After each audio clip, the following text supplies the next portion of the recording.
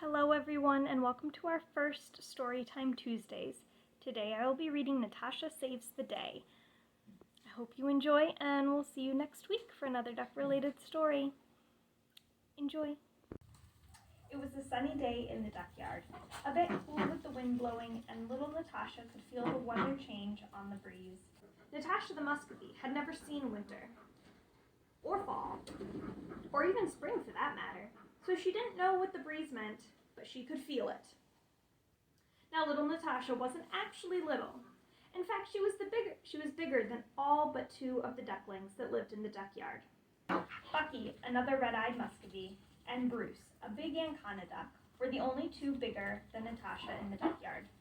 So when Bucky got taken out of the yard by the big scary, it was up to Bruce and Natasha to find him. But the four ducklings smaller than them followed Bruce around everywhere.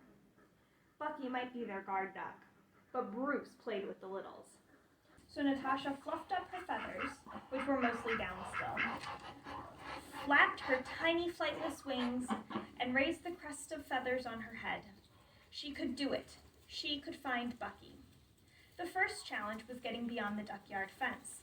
The big scaries were able to swing part of the fence open, and Natasha had seen one of the little ducklings get out of the fence gap.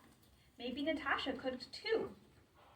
She looked at the gap with her left eye, her right eye, and her left eye again. She pushed her head through and pulled it back out. The gap was so small, she'd have to be small too. Natasha hunkered real close to the ground, stretched her neck out far, and thought many small thoughts. She ran at the fence gap and pop! She squeezed through the fence. Natasha was out of the duckyard. She couldn't believe it. She'd never been out of the duckyard before. How exciting and scary. The rest of the world felt really big, and Natasha was really small, but she needed to find Bucky. Natasha fluffed her feathers, flapped her wings, and raised the crest of feathers on her head. She could do it. She needed to think. When the big scaries took Bucky, they put him in a big black box near the duckyard. She looked around. There, on the other side of the duckyard. Natasha waddled as quickly as she could to the black box. Natasha was getting close when she started to hear Bucky chirping. He must be inside. Natasha had to get him out. She pushed against the box again and again, cheeping to Bucky. A shadow passed over. The big scary! Natasha ran for the fence and tried to think small thoughts, but she couldn't get through. She felt herself flying through the air suddenly, and she struggled against the big scary holding her. Oh no! It worked!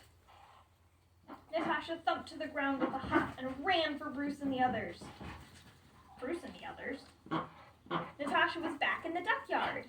Feeling calmer, she saw Bucky was back too, and the big scary was feeding him? She looked closer. Bucky was eating out of the big scary's hand. One of the small ducklings, Wanda, brushed past Natasha to get food from the big scary too. Natasha peered closer.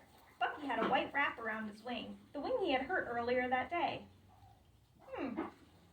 Maybe the big scaries were helping them? Natasha shook her head. Well, it didn't matter.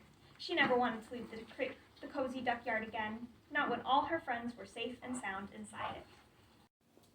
That's the end of Natasha Saves the Day. Thanks for tuning in, everyone. We'll see you next week for our second Storytime Tuesday. Have a great week and leave a comment about your thoughts, as well as your thoughts on the setup of how the video went, if it was interesting. And kids, let your parents know if you liked this. Thanks, guys. Bye.